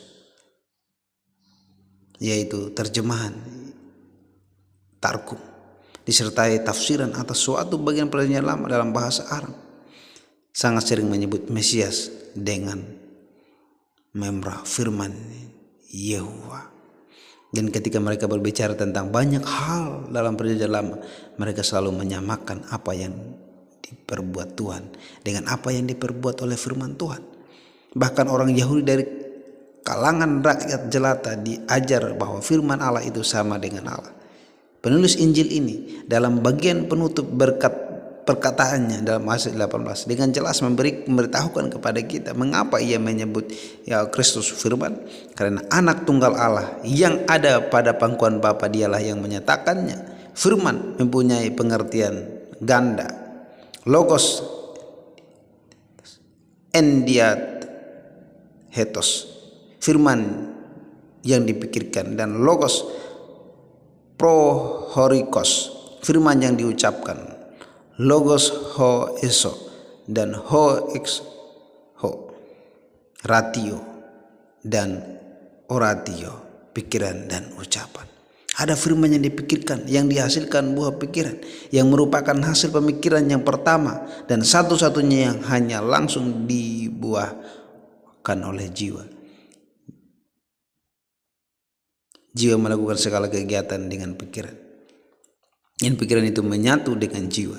Dengan demikian, tetaplah jika pribadi kedua dari Allah Tritunggal disebut sebagai firman, sebab ia adalah anak tunggal Bapa. Hikmat, dasar, dan kekal yang dimiliki Tuhan, seperti halnya jika memiliki pikiran pada permulaan pekerjaannya. Di dalam Amsal pasal 8 ayat 12-22 dikatakan, Tuhan telah menciptakan aku sebagai permula pekerjaannya, sebagai perbuatannya yang pertama-tama dahulu kala. Tidak ada hal lain yang bisa kita yakini dengan lebih mantap selain daripada kenyataan bahwa kita berpikir. Namun juga tidak ada hal lain yang lebih tidak kita pahami selain daripada pernyataan bagaimana kita berpikir. Siapa yang bisa menunjukkan bagaimana dia berpikir? Dihasilkan dari dalam jiwa. Dengan demikian, bagaimana pikiran kekal dihasilkan dan dilahirkan? Tentu saja tanpa kesulitan boleh dipandang sebagai rahasia-rahasia agung kealahan yang dasarnya tidak dapat kita alami, namun kedalamannya tetap bisa kita kagumi. Ada firman yang diucapkan, dan ini adalah perkataan yang merupakan pertanda yang paling utama, yang paling alami dari pikiran. Dengan demikian, Kristus adalah firman, sebab dengan pernyataannya lah Allah pada zaman akhir ini telah berbicara kepada kita. Ibrani pasal 1 ayat 2, maka pada zaman akhir ini ia telah berbicara kepada kita dengan perantara anaknya, yang telah ia tetapkan sebagai yang berhak menerima segala yang ada. Oleh dia Allah telah menjadikan alam semesta dan memerintah kita untuk mendengarnya. Matius pasal yang ke-17 ayat 5 disitu dikatakan, dan tiba-tiba sedang ia berkata-kata, turunlah awan yang terang menaungi mereka, dan dari dalam awan itu terdengar suara yang berkata, inilah anak yang kukasihi, kepadanya lah aku berkenan, dengarkanlah dia. Ia telah memberitahukan pikiran Allah kepada kita, sama seperti perkataan atau ucapan seorang pemberitahu memberitahukan pikiran-pikirannya sejauh yang dikehendaki. Dan tidak lebih daripada itu, Kristus disebut sebagai seorang kudus yang berbicara. Kita bisa baca di dalam catatan dalam Daniel pasal 8 ayat 13, di situ dikatakan apa?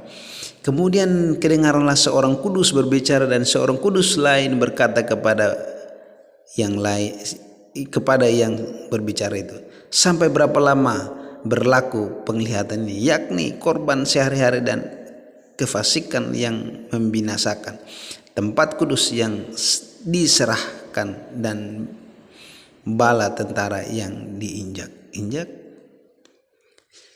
Seorang yang membicarakan hal-hal yang tersembunyi dan ajaib. Ia adalah firman yang berbicara dari Allah kepada kita dan kepada Allah bagi kita. Yohanes Pembaptis adalah suara, tetapi Kristus adalah firman. Oleh karena dia adalah firman, maka dia adalah kebenaran. Amin. Saksi yang setia dari pikiran Allah. Apa yang dikatakan sang penulis Injil ini tentang Kristus sudah cukup membuktikan secara mutlak dan tanpa bisa dibantah lagi bahwa dia adalah Allah. Penulis Injil ini menegaskan keberadaan yang pada awal mulanya. Pada mulanya adalah firman. Hal ini berbicara tentang kebenaran yang bukan hanya sebelum ia menjelma menjadi manusia, melainkan juga sebelum segala waktu. Pada permulaan waktu ketika semua makhluk diciptakan dan dijadikan, firman kekal ini sudah ada. Dunia ada dari awal mula, tetapi firman ada di dalam awal mula. Saya ulangi lagi, dunia ada dari awal mula, tetapi firman ada di dalam awal mula. Dunia ada dari awal mula, tetapi firman ada di dalam awal mula. Kekekalan biasanya diungkapkan dengan keberadaan sebelum dunia dijadikan. Kekekalan Allah juga digambarkan demikian. Mazmur pasal 90 ayat yang kedua dikatakan, sebelum gunung-gunung dilahirkan dan bumi dan dunia diperanakan, bahkan dari selama-lamanya sampai selama-lamanya, Engkaulah Allah. Sebuah pujian kepada sebelum gunung-gunung dilahirkan. Begitulah pula dalam Amsal pasal 8 ayat 23 di situ dikatakan apa? Sudah pada zaman purba kala aku dibentuk, pada mula pertama sebelum bumi ada. Firman sudah ada sebelum awal mula dunia. Ia pada awal mula tidak pernah mulai ada, dan karena itu ia selalu ada. Ronos, tanpa permulaan waktu. Begitulah menurut Nonus. Keberadaannya yang bersama-sama dengan Bapa. Firman itu bersama-sama dengan Allah, dan firman itu adalah Allah.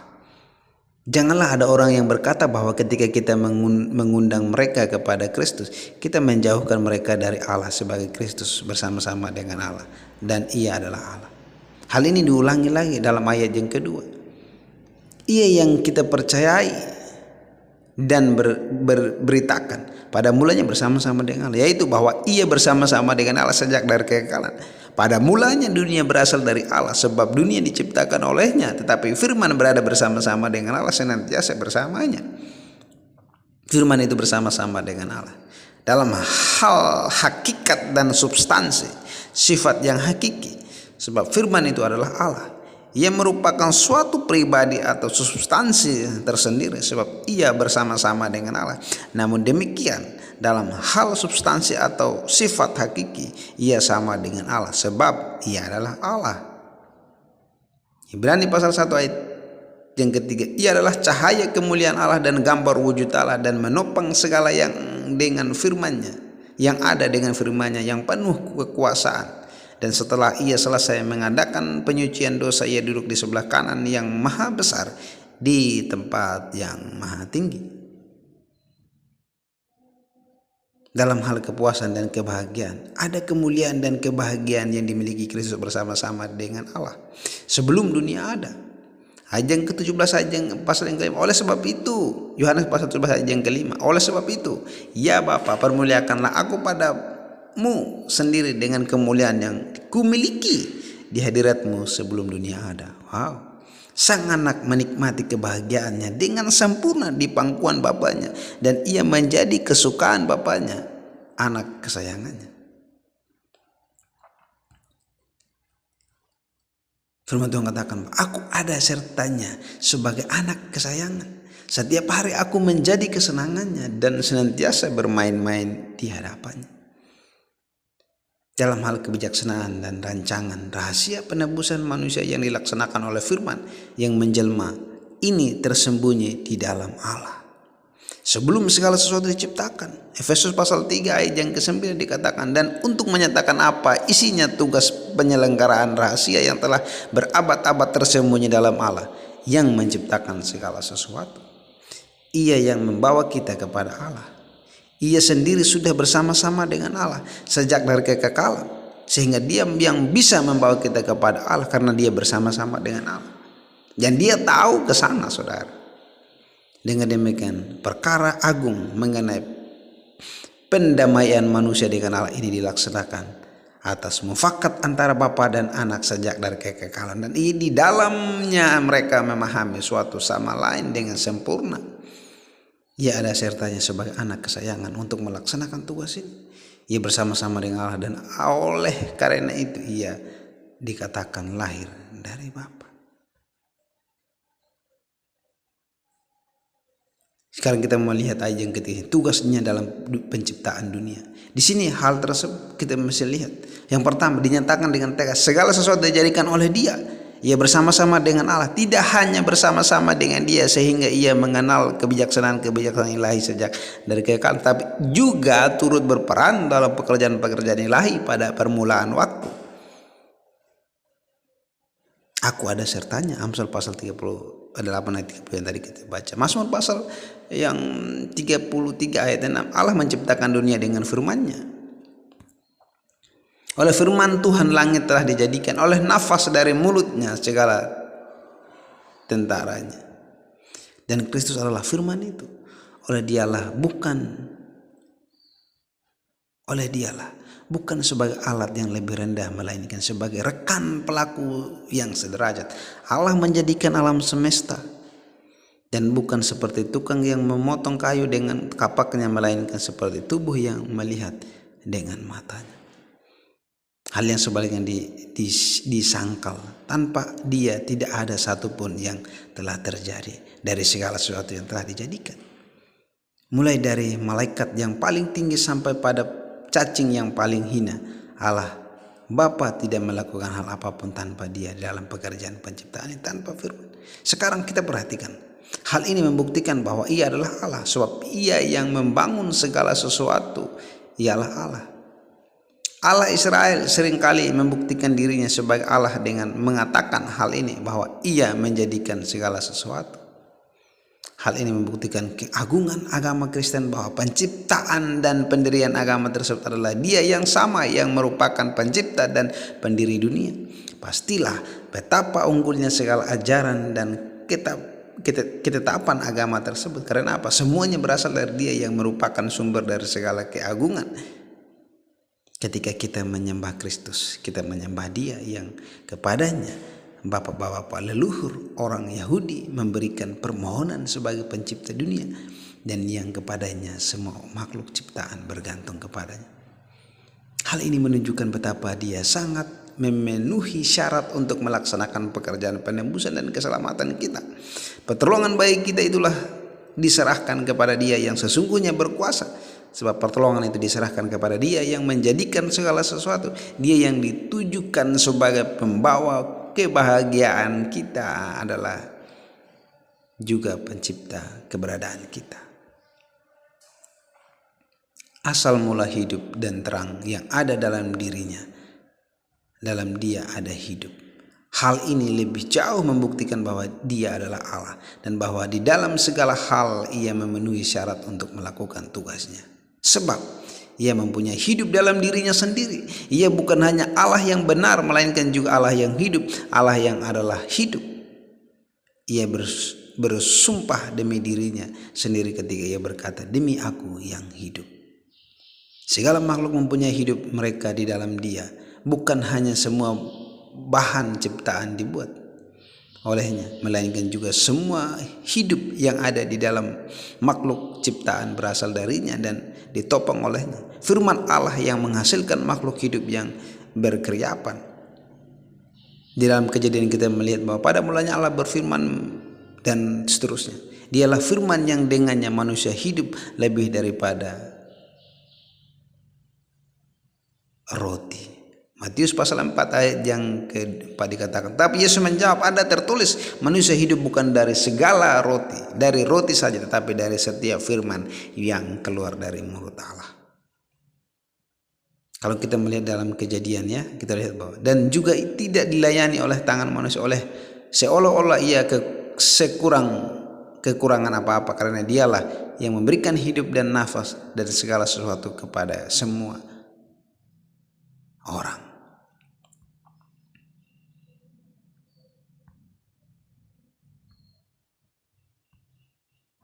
Di dalam ayat 1:20, berfirmanlah Allah, hendaklah alam dalam air berkeriapan makhluk yang hidup, dan hendaklah burung berterbangan di atas bumi melintasi cakrawala. Allah berfirman, saudara. Jelas ya. Jadi makhluk-makhluk yang berakal mempunyai terang darinya. Hidup yang adalah terang manusia berasal darinya. Hidup yang ada di dalam manusia merupakan sesuatu yang lebih besar dan lebih mulia daripada hidup yang ada di dalam makhluk-makhluk lain. Manusia bukanlah sekadar makhluk hewani, tetapi juga makhluk yang berakal budi. Ketika manusia menjadi jiwa yang hidup, hidupnya adalah terang. Dan inilah kemampuannya yang membedakannya dari serta memuliakannya di atasnya binatang-binatang yang binasa. Roh manusia adalah pelita Tuhan, dan firman yang kekalah yang menyalakan pelita itu. Terang akal budi yang juga hidup indrawi berasal darinya dan bergantung kepadanya. Hal ini membuktikan bahwa dia sungguh-sungguh pantas melaksanakan pekerjaan keselamatan kita, sebab hidup dan terang, yaitu hidup dan terang yang sifatnya rohani serta kekal, merupakan dua hal yang dibutuhkan oleh manusia yang jatuh, yang begitu diperbudak oleh kuasa maut dan kegelapan. Dari siapakah lagi kita dapat mengharapkan terang pewahyuan ilahi yang lebih baik selain dari Dia yang memberi kita terang akal budi manusiawi? Dan kalau Allah sudah memberi kita hidup jasmani dan bahwa hidup itu ada di dalam anaknya, betapa kita harus dengan mudah menerima kesaksian Injil bahwa Ia telah memberi kita hidup kekal dan bahwa hidup itu pun ada di dalam anaknya. Amin. Di dalam dia kita memperoleh hidup. Penyingkapan firman yang kekal kepada dunia yang hilang. Bahkan sebelum ia menjelma menjadi daging, terang itu bercahaya di dalam kegelapan. Terang sudah terbukti dengan sendirinya dan akan membuat dirinya diketahui semua orang. Terang ini yang darinya terang manusia berasal telah bercahaya dan akan terus bercahaya. Firman yang kekal sebagai Allah bercahaya di dalam kegelapan hati nurani yang duniawi. Walaupun manusia dengan kejatuhannya menjadi gelap, apa yang dapat diketahui tentang Allah dinyatakan kepada mereka.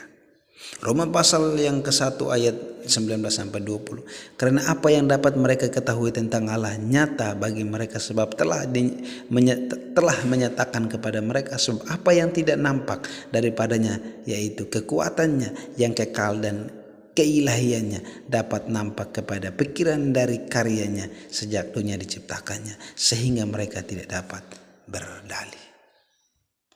Terang kodrati adalah terang yang bercahaya di dalam kegelapan ini. Secara bawaan, seluruh umat manusia sadar akan sesuatu mengenai kuasa firman ilahi, baik sebagai firman yang menciptakan maupun memerintah. Kalau bukan karena terang ini, bumi akan menjadi neraka, tempat kegelapan yang sangat pekat. Namun terpujilah Allah, bumi belum menjadi tempat seperti itu. Firman yang kekal sebagai pengantara bercahaya di dalam kegelapan, perlambangan dan pertanda perjanjian lama dalam berbagai nubuat dan janji tentang Mesias. Sejak dari awal Dia telah memerintahkan terang dunia ini untuk bercahaya dari dalam kegelapan. Dia juga yang merupakan terang yang sudah lama bercahaya di dalam kegelapan. Ada selubung pada terang ini. Kita harus tahu bahwa ketidakmampuan dunia sudah merosot untuk menerima penyingkapan tentang firman kekal ini. Kegelapan itu tidak menguasai. Sebagian besar umat manusia menerima anugerah Allah mengenai penyingkapan ini.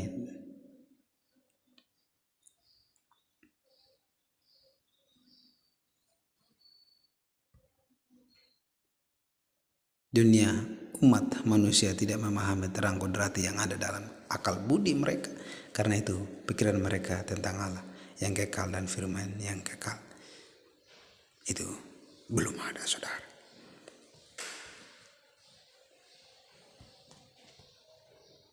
Jadi di sini kita lihat bahwa apa? Injil Yohanes dibuka dengan penegasan bahwa Yesus adalah Allah dan manusia.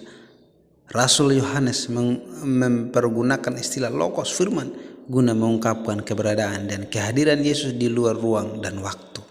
Yesus adalah pencipta segala sesuatu. Yohanes tidak hanya memakai istilah logos, namun juga istilah terang.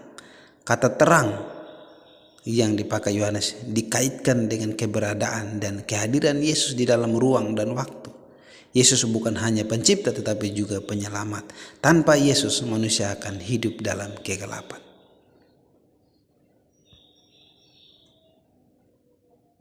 Jadi kita ingat bahwa Allah ingin dan rindu agar manusia penciptaannya mengenalnya dan bersekutu dengannya. Allah tidak mengutus malaikat-malaikat untuk memperkenalkannya.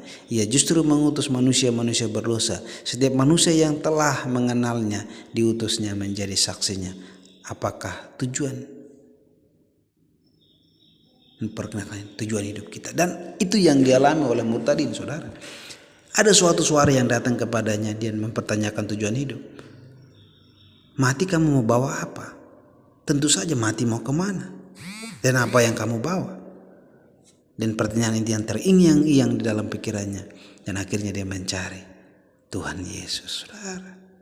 Tuhan Yesus menggunakan berbagai cara, hal yang simpel, membawa anak-anaknya datang pada pengenalan akan kebenaran. Terang Kristus itu, terang yang memberi hidup. Salah satu kebutuhan dalam peradaban manusia adalah peralatan elektronis yang berfungsi sebagai penerang. Meskipun alat penerang telah dimiliki manusia, tetapi alat itu tetap tidak mampu menerangi kegelapan dunia ini.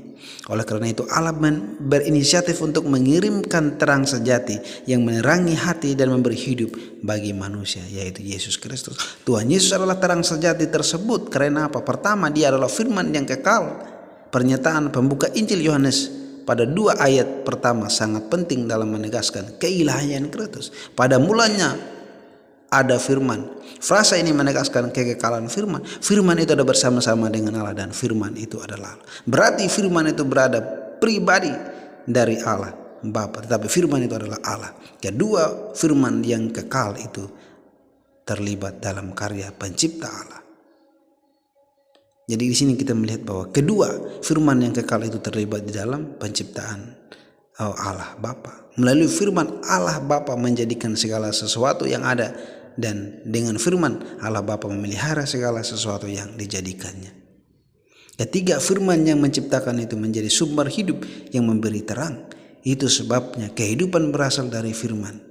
Kehidupan yang berasal dari terang ialah mengenyahkan kegelapan yang melingkupi dunia dan kehidupan manusia yang berdosa.